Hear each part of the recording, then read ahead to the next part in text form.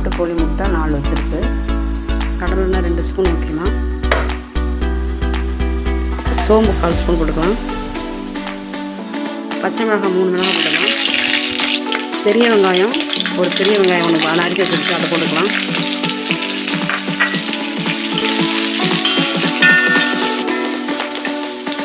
கால் spoon இஞ்சி பூண்டு paste போட்டுக்கலாம்.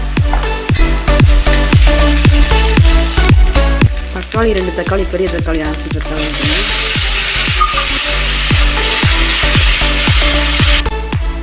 அரைச்சி வச்ச சின்ன வெங்காயம் பேஸ்ட் போட்டுக்கலாம்.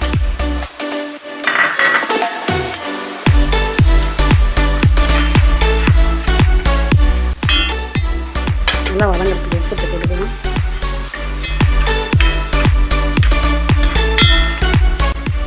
வீட்டில் அரைச்ச தனி மிளகாத்தூள் 3/4 ஸ்பூன் போட்டுக்கலாம். மல்லித்தூள் 1/2 ஸ்பூன் போட்டுக்கலாம். மஞ்சத்தூள் 1/4 ஸ்பூன் போட்டுக்கலாம்.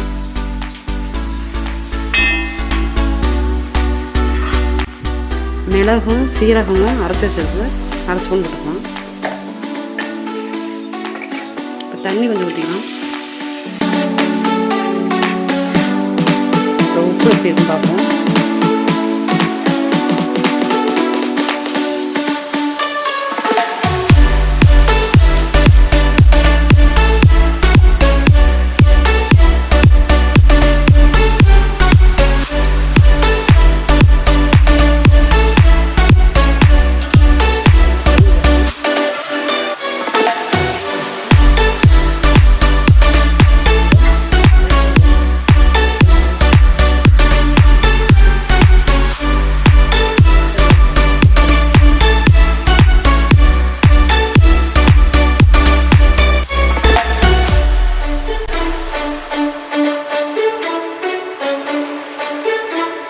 சுவையான முட்டை குழம்பு ரெடி ஆயிடுச்சு.